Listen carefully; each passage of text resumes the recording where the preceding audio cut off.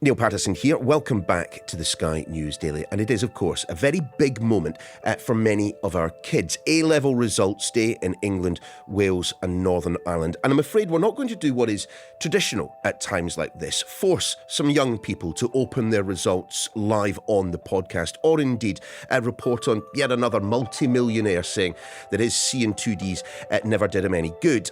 Instead, what we're going to focus on is what, for many of those receiving the results today, comes next. University. And the reason is that there does appear to be something of a funding crisis emerging.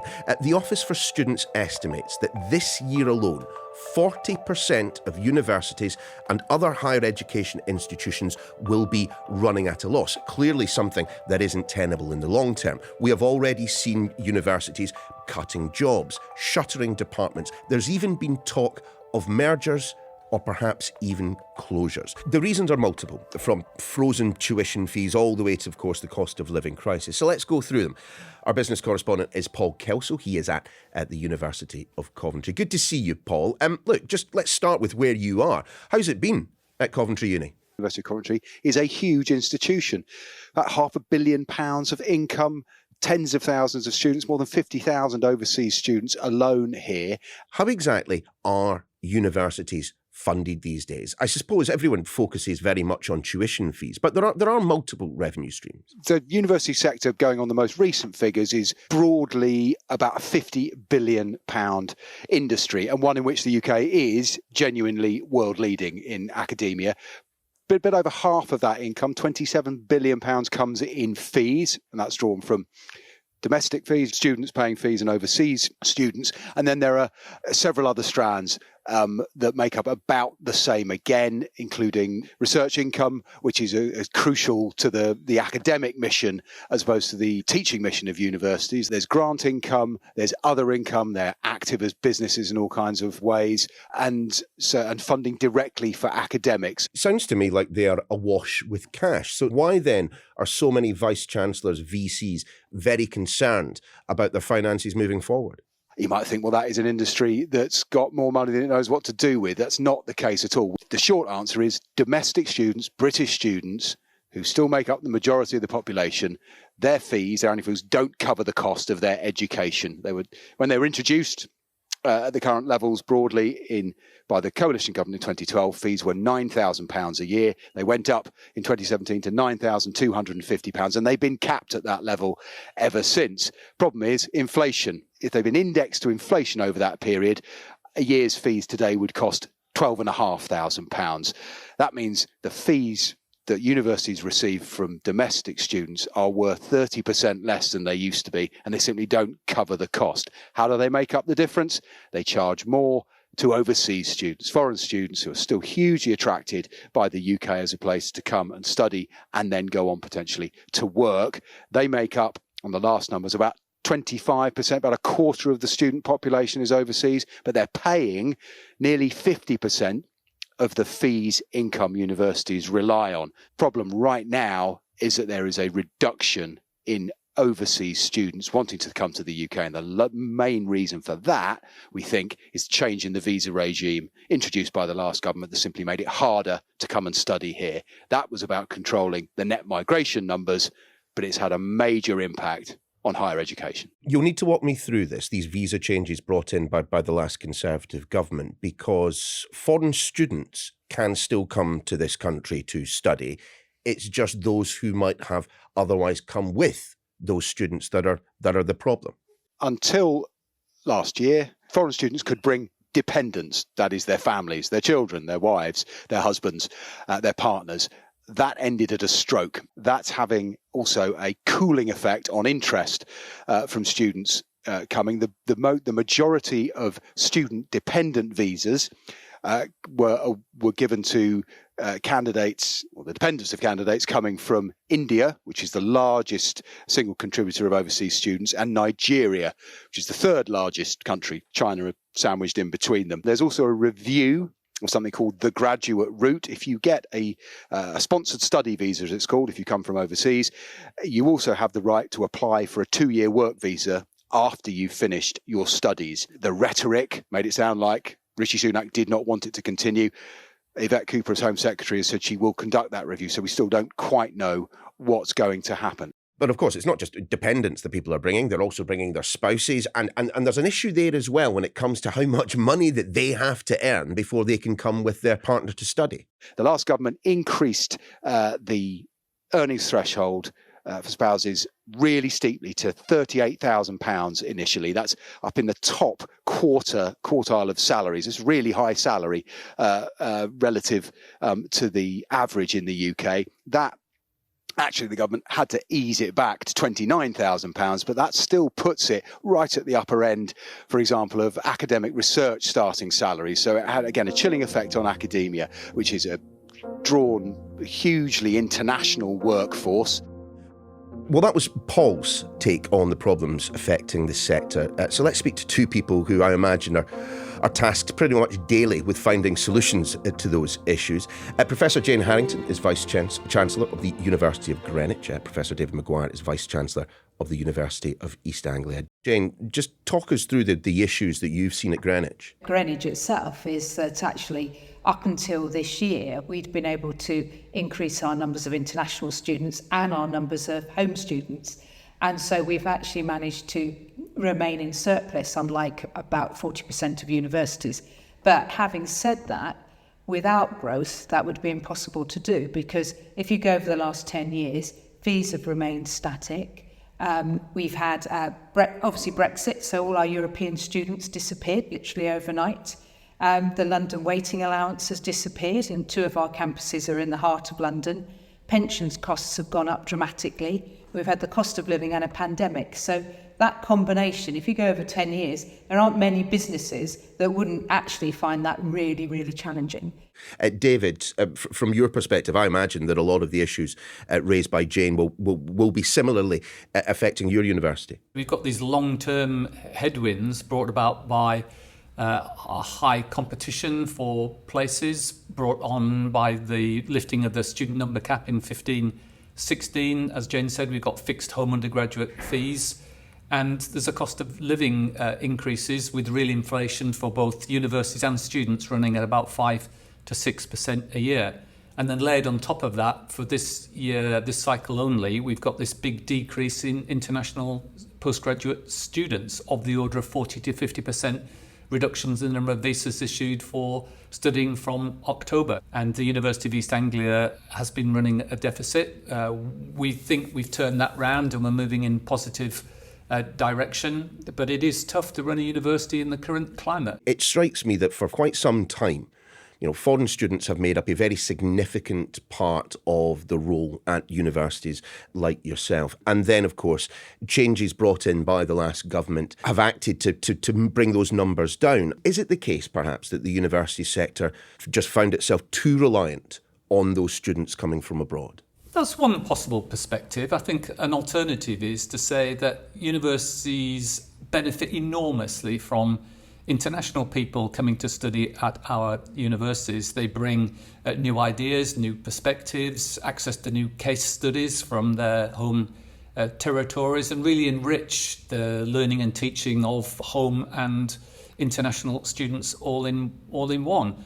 And an environment where there's great competition and fixed fees for home undergraduates, then quite logically universities have reached for international students as a way to balance the books. I mean, Jen, just looking at the situation at Greenwich, do you know that there have been prospective Greenwich alumni of the future that have avoided going to this university, perhaps even avoided going to this country, because of those visa changes brought in by the Tories? We absolutely do. We know if we look at Nigeria, the market in Nigeria has virtually collapsed. And obviously that's partly the Nigerian economy, but also that was a country where a lot of those students would have brought dependents with them. And I think we ought to also bust the myth that when dependents come, they're reliant on the state. Because actually, in order to come to the country, they have to prove they've got enough money to be here. They have to pay an NHS levy, so that's not free, and they certainly have no access to any accommodation. They have to pay for that themselves. And there's a lot of evidence, that students who come here as international students and stay on a post-work study visa for a couple of years and then go back to their home country, take a huge amount of soft power with them, but also help fuel our economy. David, I mean, I understand the financial imperative. You know, you've got to make the books balance if you want to get people educated and for them to ultimately get their degree. But if we rewind 2018-19, before there were obviously financial problems within the sector back then, but nowhere near the ones that we're having at the moment. I mean, even back then, foreign students were making up 20% of the roll across the board. I mean, the argument has always been, you know, a place given to a foreign student at a university is a place that cannot be given to a domestic student at the university. Well, that's completely incorrect. In fact, paradoxically, the reverse is true. So most international students come at postgraduate level, not undergraduate level. And because we've got international students on some of these courses, it means they're viable. And therefore, we can also attract home students onto those courses. If we took away completely all the international students, many of those courses would have to close, and that would deny places for home students. I absolutely concur with that. There's very little evidence that we would have the number of courses that we have if we didn't have some of the international students. You know, without a doubt, they've enabled universities to really develop their courses. Let's talk then about fees, because of course, politically and practically, they are an issue for a lot of people. But if they had kept pace with inflation, rather than £9,000, I think they would be running right about now at around about £12,000-13,000. I mean, if that change were made by this government, that to raise the level, to raise the cap to that point, would that sort out the financial problems in the sector? Actually, my starting point would be we've got to actually sort out supporting students. You know, so we've got to actually increase the student maintenance loan with inflation. We've also got to introduce a student maintenance grant for those who on low-income families. And then in terms of actually the fee, yes, of course, inflation would make a big difference. I also think there's an argument for looking at actually how do we support some of those really crucial areas that the government's worried about increasing teaching, increasing nursing. And I think there needs to be a proper debate about how we do that. Is it through actually having government money to give bursaries to students? Is it about actually, you know, being able to have, reduce their loans when they go into industry? We just need to look at that in a more nuanced way. Was it a mistake then to bring in fees in the first place? Well, one way to answer that question about should fees have been introduced into universities to compare the four nations of the United Kingdom. So in Scotland, for Scottish students, there are no fees to speak of. But what's happened there is that you're not having the same level of uptake to study at university, and the universities have got a lower level of resource, a lower of income per student. And it's a real struggle there to teach students and to provide the support services. I know that because I led a Scottish university for a while. So it's probably the best of some difficult choices. And the idea that we can roll that back, I think, it would be an enormous undertaking and not something which the Labour government have committed to. It's more about making sure that we can sustain the UK as one of the best systems of higher education in the world. But final question to both of you. Absent some significant changes to the funding structure, I mean, those who are talking about the merger of universities in the next couple of years, the collapse of higher education institutions, they're not wide of the mark, are they? And I mean, there are institutions whose future is in jeopardy if we don't sort this out. Jane? Well, certainly in the University Alliance, they aren't in that position. So they're not going to collapse in the next few years. And I think the other thing to remember is we do have student protection plans. We're a very heavily regulated sector. So whatever happens, students who start will always finish. In terms of actually, I mean, looking more broadly, there's no doubt we've got 40% of universities who are in deficit. And some of them have been in deficit for numbers of years. So there definitely needs to be some conversation about that. But I share David's view. We should be having that now, not when they're in absolute crisis. I think it's too strong a phrase to say that there's a potential collapse of the university sector. That's not going to happen. Good, strong, well-run universities will persist for decades and decades and centuries, no doubt. But I think in a small number of cases, there is a clear and present danger for this autumn. When governing bodies pick through the recruitment results, not all universities will have enough students, and those which are already significantly stressed may come into challenging areas. We do know that the Office for Students is actively monitoring the financial situation in universities, and that it is having conversations with a small number of providers about this. But students should be reassured. University is a great choice, and they will be looked after come whatever weather presents itself in the not too distant future. Some of the best years of my life, certainly. Professor David Maguire, Professor Jane Harrington, thanks for your time. Some significant problems to be sure, so what's the solution? Back in a mo.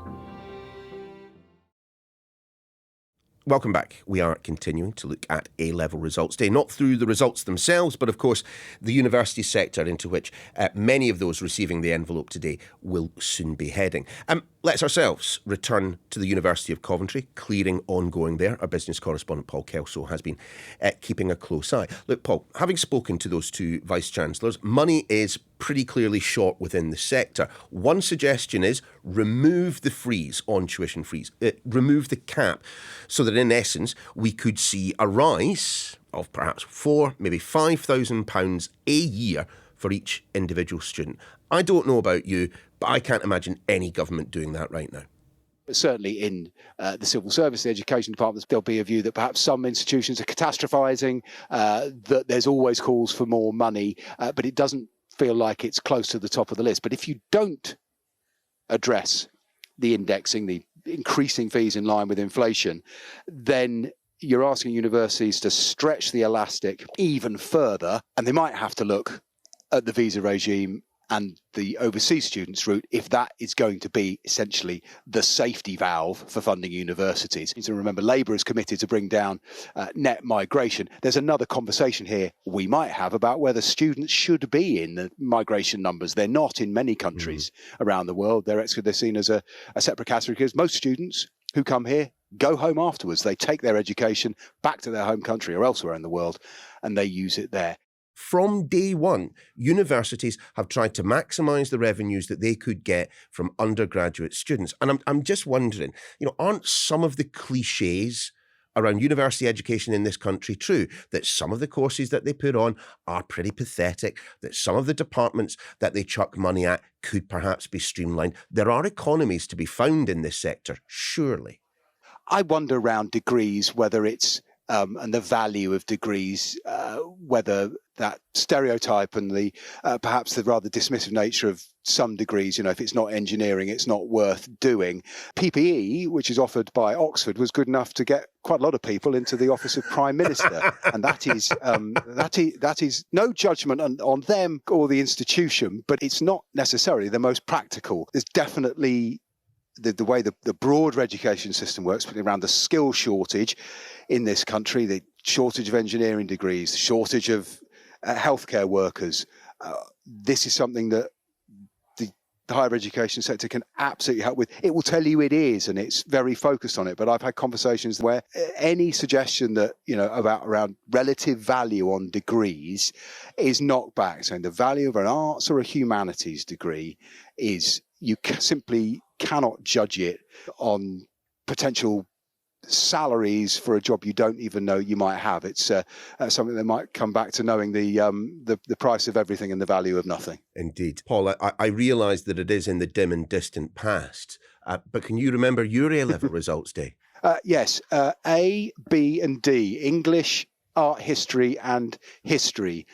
Failed to get my preferred offers and took a brief study break of no more than 5 years before finally going to Goldsmiths College, where I enjoyed a degree that I genuinely wanted to do, and then hopped into the entirely unrelated world of journalism, very fortunately. Wouldn't have had it any other way.